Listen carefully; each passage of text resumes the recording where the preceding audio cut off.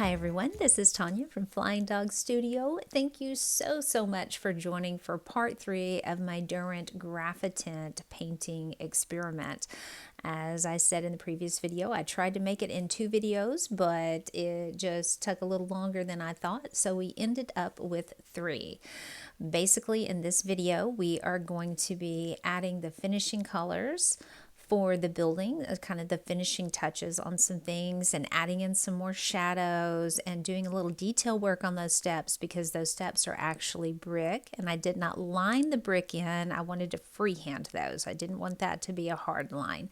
So you're going to see that coming up, and we're going to be adding all of the greenery in. So I use a little bit of different technique on that than I did on some of the other parts. We're going to do some mixing and some layering, especially on that tree that's coming up to the side.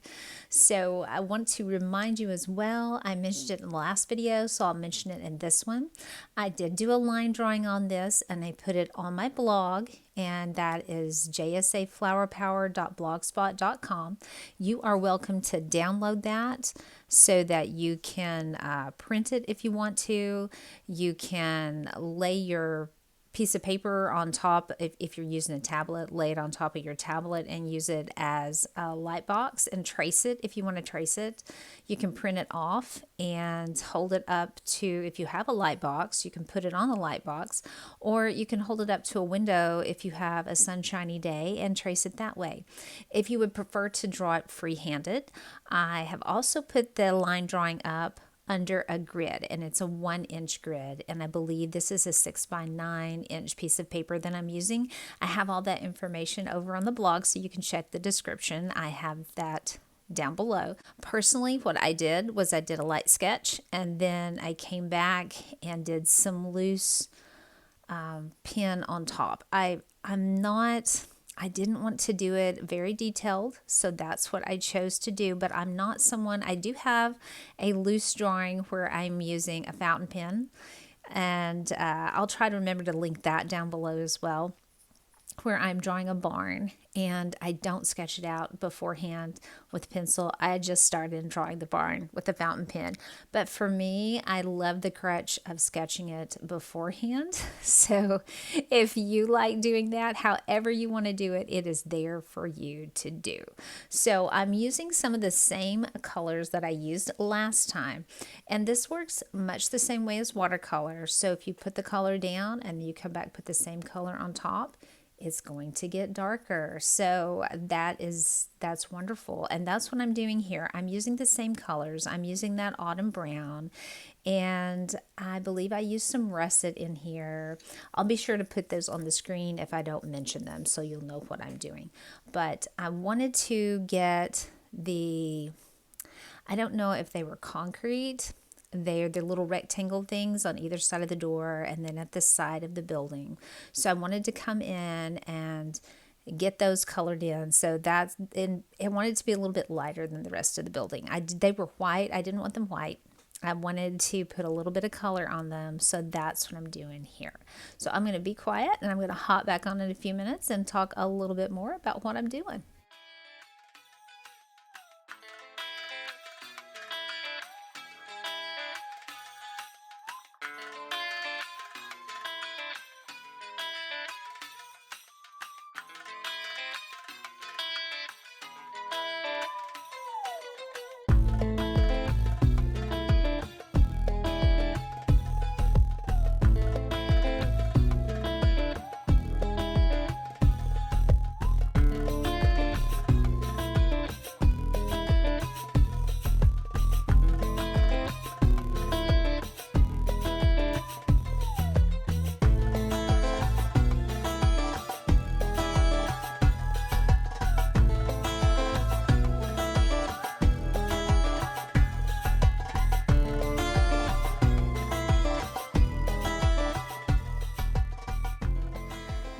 Probably noticing that I'm putting a super dark color on here to get those shadows in, and it starts out, it looks black, and then it turns to kind of a dark brown. In person, it does look like dark brown. On here, it looks a little more towards black. That color is not actually black, that is still blue. When we started back in part 1, we used the dark indigo to get all of the values and to kind of define the shapes of everything. And now that we have the color on top and I'm coming back, I want to re-emphasize some of those dark areas, the darkest areas. I didn't want to go too dark. Remember, it's easier to put color on than it is to take it off. So I wanted to go with something a little bit darker. So that color is still blue. It is a darker shade than the dark indigo. And on the screen and in person, it almost looks black in that little well, but that is actually still blue. And if you are working with a paint pan, like regular watercolors, Payne's Gray is what I like to use to make colors a little bit darker. One thing I really liked about this set is that it does not contain black. I think many times artists lean a little too heavily, and there's nothing wrong with using black to get the shades that you need to mix it with other colors, but I think they lean a little too heavily on black to create those different shades. And for me, I think I look at things more like an impressionist artist, and I don't like to keep black in my palette. So that I just wanted to hop on and tell you it's not black, it's actually still blue.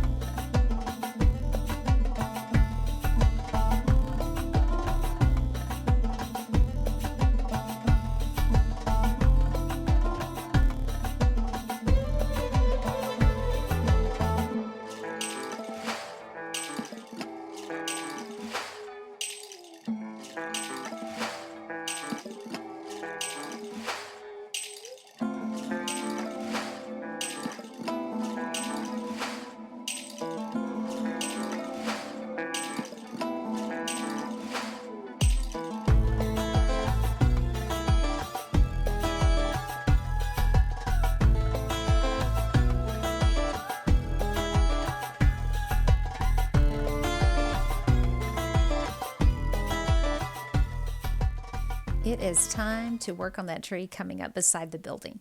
And I wanted to I said at the beginning, we're going to be using some different techniques on it, not just one technique. We're going to kind of mix.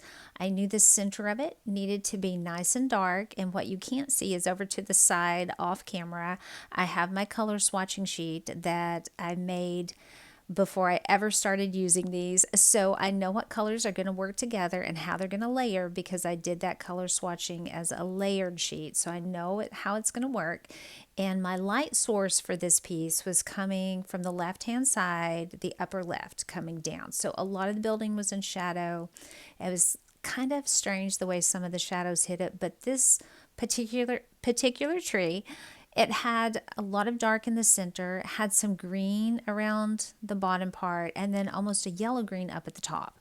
So I've put some color on and we're going to let that dry, and then I'm going to come back and add some more color on top. Now I'm coming over to the steps.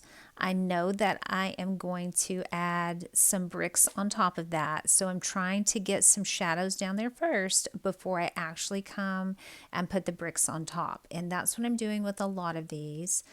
And I have my little size 8 there to kind of rescue me. Remember, I do have my size 8. If you haven't watched the other videos, I'm keeping that Royal and Langnickel round size 8. It's from their Zen series. I'm keeping that. It's just a dry brush. I'm using it to pick up extra water and stuff because I'm not an expert with this water brush yet. I'm determined to be one though. But on the steps, I did want to add some of the darker shading, let it dry, kind of like I'm doing the tree, so I can come back and add the final colors on top.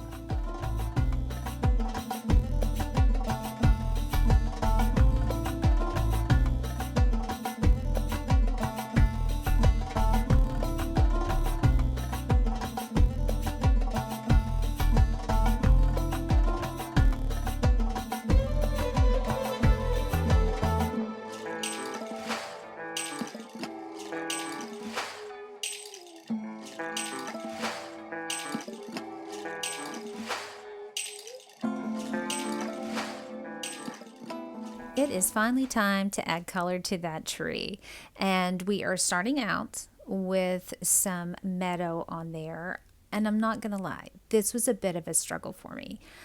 These colors for me seem a bit deceiving. When you look at it in the pan, it looks like a yellow green, and it is, but it's not exactly what I wanted. So I have my dark blue down there. I have the slate blue down there where I got some good shadow in. So I decided to start with my meadow. Remember, I have that color swatching sheet, which I'm looking at right there. I've moved things around so I could see it. I have that off camera, and I am starting with the meadow, and now I'm putting some of the slate green on top. And as I said, we're using some different techniques. So we put a color on and let it dry, then we put the meadow on there, and we're not letting that dry. We're coming back in while it is wet and adding the slate green. So that's going to allow it to mix right on there just a little bit. I'm just allowing them to kind of mix together, kind of do their thing. Some areas I'm covering it completely with that slate green, and in some areas I'm just letting it go. So for the top, I told you the lighting was a little bit different. It's not the golden hour lighting, but this must have been perhaps in the spring. So it gave the leaves more of a yellow green.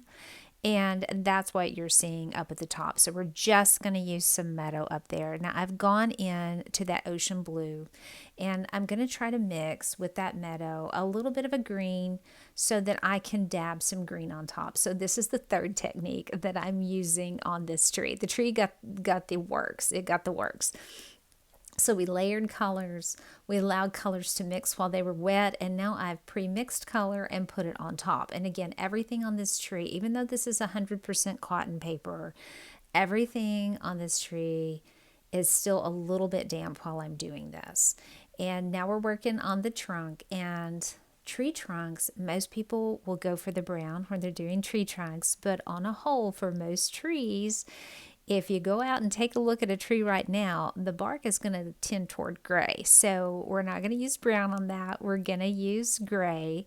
So that's what I'm doing there. I'm mixing up now. I'm adding a little bit more of that meadow and still working with the ocean blue and the slate green, and I'm trying to get a nice green for all of the plants that are in the windows. And I'm not really concerned on those. I mean, the color is important. Yes, they're not insignificant, but I'm not so concerned about varying the colors that much like I did on the tree, because I do have some good darks on them already that I'm going to layer on top. So I decided just to pre-mix some green and lay that on top of all of these. And I will come back with, especially in the window I'm working on now, there is a little bit more color in that window, and you'll see me dab some more color in. So I'm not doing the whole thing down there, but everything else is just going to be a basic green. So wanted to hop on and explain that tree and why I'm just using just a regular green for everything else.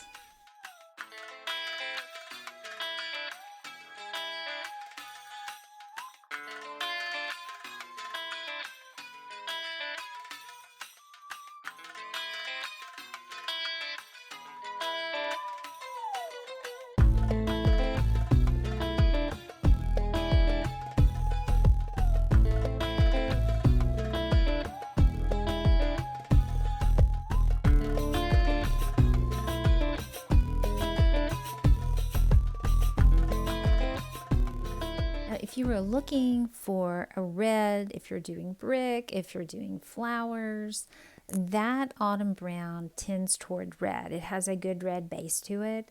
So I'm just going straight into that. And as I said in the previous video, you have to be careful painting straight from the paint pans, because these can get a little bit wet. Some of the colors, not all of them, some of them are like a desert. You put the water on there and just soaks it right up, but some of them will do that at the beginning and then they totally get mushy. So you do have to be careful painting straight from the pans. But I'm going to use my tiny brush and I'm going to be doing some details. So I think this is a size 2 round, but I can't remember. But this is the brick area on those bottom steps, and you can tell I'm not a bricklayer because it took me a minute to get my rhythm on these bricks.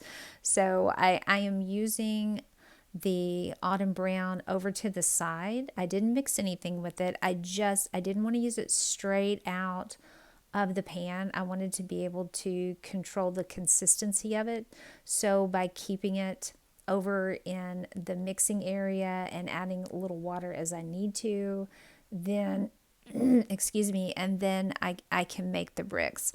I'm also using that little paintbrush because I knew with that water brush not being as skilled as I need to be with it, I was really going to mess those up. So instead of suffering through fixing that mistake, I just went ahead and did the smaller brush. So only using that water brush on this just to get some practice and to kind of give you the feel of how it might be if you're out painting somewhere.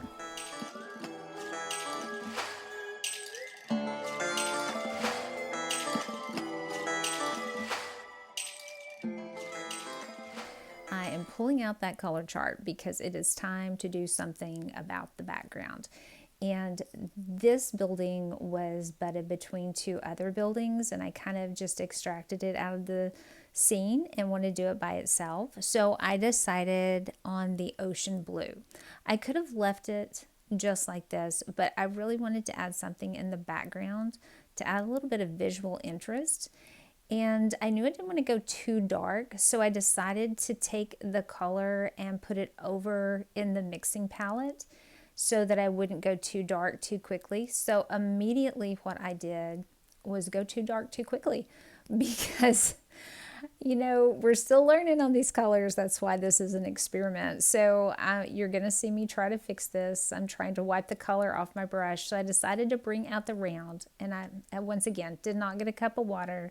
So I put some water on it, and that allowed me to push the color around. So saved the day with the round brush again. And I sort of like this. It gives it like a blue-gray. So I'm going to continue this around. I'm not going to come all the way to the edges.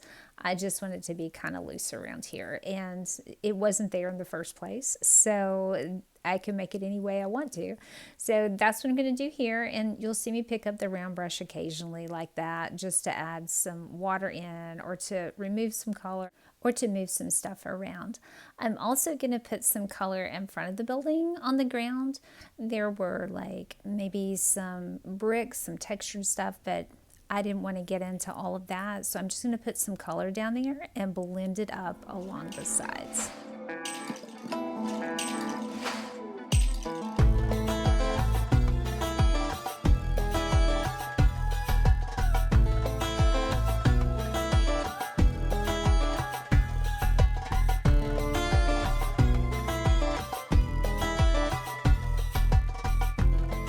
To add a little more visual interest to this graphite gray so it's not so flat, I'm going to touch that port and add just a little bit of port on top. And this is also another great color if you are doing any type of flowers. Port is another beautiful color. So we are coming to the end of our piece.